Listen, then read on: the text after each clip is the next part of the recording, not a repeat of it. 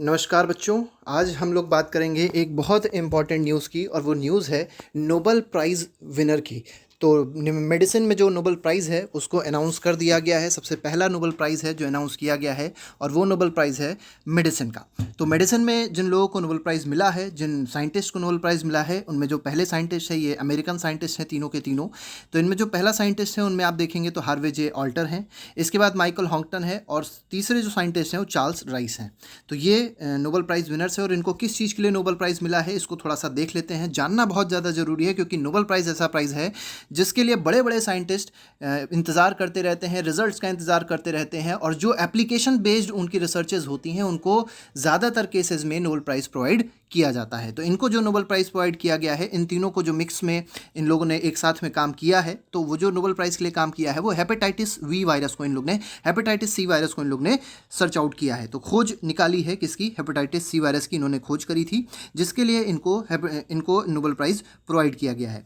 अब देखिए, जो ब्लड टेस्ट है उसमें आसानी से अब हम लोग हेपेटाइटिस सी वायरस को पता कर सकते हैं, और कहीं ना कहीं ये बहुत ज़्यादा इंपॉर्टेंट है ग्लोबल हेल्थ इश्यूज़ के लिए। तो आपको पता है आजकल एक बहुत इंपॉर्टेंट डिजीज़ फैली हुई है जिसका नाम है कोरोना वायरस।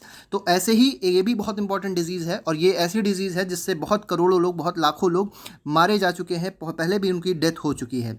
तो उसी के लिए इनको, इस तीनों लोगों को क्या मिला है? नोबेल प्राइज़ दिया गया है। अब हम लोग देख लेते हैं सबसे पहले कि क्या क्या इसमें कुछ इंपॉर्टेंट हेल्थ इश्यूज़ हैं जिसके बारे में हमको बात करनी है। तो देखिए, यहाँ पे जो हेपेटाइटिस सी वायरस की खोज करी गई है, इसका मतलब ये नहीं है कि सिर्फ वायरस खोजा गया है। जब वायरस खोजा जाता है तो उसके साथ ही साथ उसको टेस्ट करने का तरीका खोजा जाता है, वो भी कहीं ना कहीं आसान हो जाता है। इसके साथ ही साथ जो एंटीवायरस ड्रग्स होती हैं, जिसको हम लोग ये कह सकते हैं कि जो एंटीडोट्स होते हैं, उसको भी आसानी से खोज लिया जाता है। तो वो भी इन्हीं की ही बदौलत खोजा गया है, इन्हीं तीनों की मदद से उसकी भी खोज हुई है। तो इसीलिए इनको क्या दिया गया है? इस बार नोबेल प्राइज़ अवार्ड दिया गया है। और ये देखिए, हेपेटाइटिस सी वायरस इतना ज़्यादा खतरनाक है कि हर साल 70 मिलियन लोग इससे इफेक्ट होते हैं, जिसमें से 4 लाख लोगों की मौत हो जाती है। तो ये हेपेटाइटिस सी वायरस इतना ज़्यादा खतरनाक वायरस है। आपको पता होगा हेपेटाइटिस के 3 वायरस होते हैं, मतलब 3 टाइप होते हैं हेपेटाइटिस। ए वायरस होता है, बी वायरस होता है, और सी वायरस होता है। ये बहुत खतरनाक बीमारी है हेपेटाइटिस, मतलब हेपेटाइटिस जो वायरस है बहुत खतरनाक है। और ये किस पार्ट को इन्फेक्ट करता है? तो ये इंसान के लीवर को इन्फेक्ट करता है। हेपेटाइटिस को हिंदी में आप लोग पीलिया भी कह सकते हैं, ठीक है, हिंदी में पीलिया भी इसको कहा जाता है। ये बहुत खतरनाक बीमारी होती है, और इसमें लिवर फाइनली क्या हो जाता है? डैमेज हो जाता है। कई भारत में भी बहुत सारे केसेस हैं जो हेपेटाइटिस के पाए जाते हैं। अब यहाँ पे हम लोग थोड़ा सा देख लेते हैं कि जो नोबेल प्राइज़ है उसके बारे में थोड़ी सी बात कर लेते हैं कि नोबेल प्राइज़ क्या होता है। तो हालांकि सबको पता होगा, नोबेल प्राइज़ एक बहुत इंपॉर्टेंट प्राइज़ है। नोबेल का मतलब यहाँ पे जो नोबेल है, अल्फ्रेड नोबेल के नाम से दिया गया है। तो इनकी जो वसीयत थी उसमें इन्होंने कहा था कि 5 चीज़ों में नोबेल प्राइज़ दिया जाएगा। तो केमिस्ट्री था, लिटरेचर था, पीस, फिजिक्स और फिजियोलॉजी या मेडिसिन। तो इन सभी में, इन पाँचों सब्जेक्ट्स में आज भी नोबेल प्राइज़ प्रोवाइड किया जाता है। और ये नोबेल प्राइज़ में बहुत सारा अमाउंट होता है, बहुत सारा मनी दिया जाता है, ये गोल्ड मेडल भी दिया जाता है। तो ये नोबेल प्राइज़ के अवॉर्डी को प्रोवाइड, और बहुत बड़ा सम्मान है, बहुत ही रिस्पेक्टफुल ये प्लेस है, ये बहुत रिस्पेक्ट वाली एक ये सिचुएशन रहती है लोगों के लिए।